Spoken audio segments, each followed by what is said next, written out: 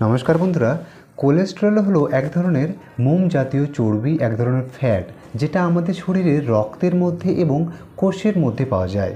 আর এই কোলেস্টেরলকে আমরা অনেকে খারাপ জেনে থাকি, কিন্তু এটা আমাদের শরীরে খুব গুরুত্বপূর্ণ ভূমিকা পালন করে থাকে। যেমন এটা আমাদের কোষের দেওয়াল তৈরিতে সাহায্য করে, আমাদের ভিটামিন ডি তৈরি করতে সাহায্য করে এবং বিভিন্ন হরমোন উৎপাদনে গুরুত্বপূর্ণ ভূমিকা পালন করে থাকে।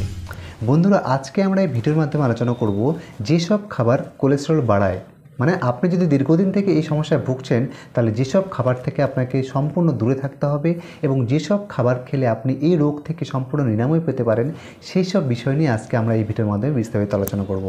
তাই প্রথমে আমাদের জানা উচিত কোলেস্টেরল কত প্রকার। বন্ধুরা, এই যে কোলেস্টেরল, এটা সাধারণত দুই ধরনের হয়ে থাকে, একটা ভালো একটা খারাপ। খারাপ কোলেস্টেরলকে আমরা এলডিএল মানে লো ডেনসিটি লিপোপ্রোটিন নামে জেনে থাকি।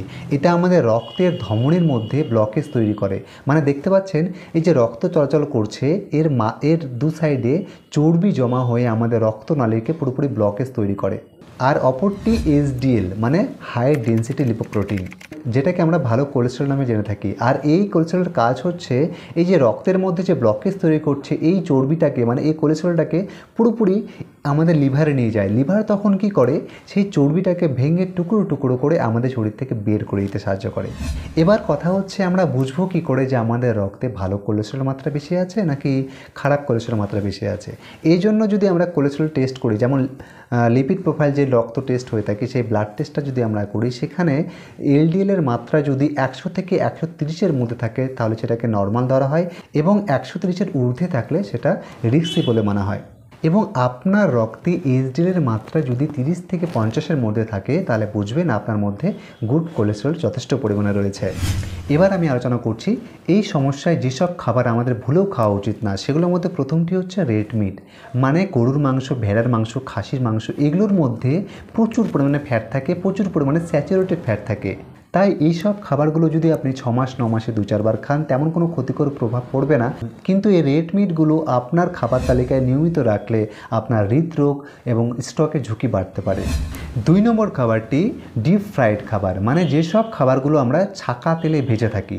এই যেমন ধরুন যে এখন শীতের মরশুম চলছে, এই সময় আমরা বেশি করে খেয়ে থাকি আরও বাইরের খাবার, যেমন যে কোনো ফাস্ট ফুড, যেমন pakora, veg pakora, chicken fry, French fry, এই টাইপের ভাজা তেলে খাবারের মধ্যে প্রচুর পরিমাণে কোলেস্টেরল থাকে, প্রচুর পরিমাণে স্যাচুরেটেড ফ্যাট থাকে, যেটা আমাদের রক্তের মধ্যে দ্রুত কোলেস্টেরল মাত্রা বাড়িয়ে তোলে। 3 নম্বর ডেইরি প্রোডাক্ট, মানে যেসব খাবারগুলো আমরা দুধ থেকে পেয়ে থাকি, যেমন মাখন, ঘি, পনির, দুধ, দই, এই সব খাবার থেকে আমাদের সম্পূর্ণ দূরে থাকতে হবে, কারণ এই সব খাবারগুলো আমাদের রক্তে দ্রুত কোলেস্টেরল মাত্রা বাড়িয়ে তোলে, ফলে হৃদরোগের ঝুঁকি বাড়তে পারে। 4 নম্বর খাবারটি মিষ্টি জাতীয় যে কোনো রকম খাবার। এই যে শীতকাল আসছে, এই সময় আমরা বাড়িতে পিঠে, পুলি, পায়েস এইসব খাবার বানিয়ে থাকি এবং সেগুলো অতিরিক্ত মাত্রায় যদি আমরা খেয়ে ফেলি, তাহলে আমাদের রক্তের মধ্যে দ্রুত কোলেস্টেরল মাত্রা বেড়ে যেতে পারে, কারণ এই সব খাবারের মধ্যে প্রচুর মাত্রায় স্যাচুরেটেড ফ্যাট থাকে, যেটা আমাদের রক্তে দ্রুত এলডিএলের মাত্রা বাড়িয়ে তোলে। 5 নম্বর এবং সর্বশেষ যে খাবারটি আমাদের অ্যাভয়েড করতে হবে, সেটি হলো প্রক্রিয়াজাত খাবার। তো এই প্রক্রিয়াজাত খাবার কি, যেমন hot dog, cake, pastry, pizza, burger, এগুলোর মধ্যে প্রচুর পরিমাণে স্যাচুরেটেড ফ্যাট এবং ট্রান্স ফ্যাট থাকে, যেটা আমাদের রক্তের মধ্যে দ্রুত কোলেস্টেরল মাত্রা বাড়িয়ে তোলে। তা না হলে আমরা বিভিন্ন রকম সমস্যার সম্মুখীন হতে পারি। যেমন এই যে কোলেস্টেরল, বন্ধুরা, এটা কাজ হচ্ছে, আমি কি বললাম প্রথমে, যে আমাদের আর্টারি মানে ধমনের মধ্যে আমাদের ব্লকেজ তৈরি করে, যেমনটা দেখতে পাচ্ছেন, মানে একটা চর্বি জমে যায় দু সাইডে। এর ফলে কি হয়, আমাদের রক্ত চলাচলের যে রাস্তাটা সেটা বন্ধ হয়ে যায়। আরও সহজ ভাষায় বলে দেই, যে নালা, যে জল প্রবাহিত হয়, জল চলাচল করে, সেই নালার মধ্যে যদি আমরা কিছু একটা বাধা সৃষ্টি করি, কোনো একটা ইট পাথর দিয়ে যদি বাধা তৈরি করি, তাহলে কী হবে, জল প্রেশার তৈরি করবে পেছন দিকে বা উপচে পড়বে। ঠিক তেমনিভাবে আমাদের ব্লাড কাজ করে আমাদের আর্টারির মধ্যে, ঠিক আছে। তো এই যে আর্টারিটাকে আমাদের ক্লিন অ্যান্ড ক্লিয়ার রাখার জন্য আমাদের এলডিএল মাত্রা কমিয়ে তুলতে হবে। আর এলডিএল মাত্রা তখন কমবে যখন আপনি এই সব খাবারগুলো এড়িয়ে চলার চেষ্টা করবেন। আর তা না হলে কিন্তু উচ্চ রক্তচাপ, স্ট্রোক, হৃদরোগ, কিডনির সমস্যা, গল ব্লাডার স্টোন, বুকে ব্যথা এবং শ্বাসকষ্টের মতো বিভিন্ন রকম সমস্যার সম্মুখীন হতে পারেন। তাই এই সব খাবার এড়িয়ে চলার চেষ্টা করবেন এবং এখন যেসব খাবারের কথা বলছি সেগুলো নিয়মিত খাবার অভ্যেস করবেন। কোলেস্টেরল কমাতে বন্ধুরা সবথেকে ভালো খাবার ওটস, এই যে ওটস, এটার মধ্যে বিটা গ্লুকোন নামক এক ধরনের খুব ফাইবার থাকে, যেটা আমাদের রক্তের মধ্যে অতিরিক্ত থাকা যে এলডিএলের মাত্রা সেটা কমিয়ে তুলতে সাহায্য করে।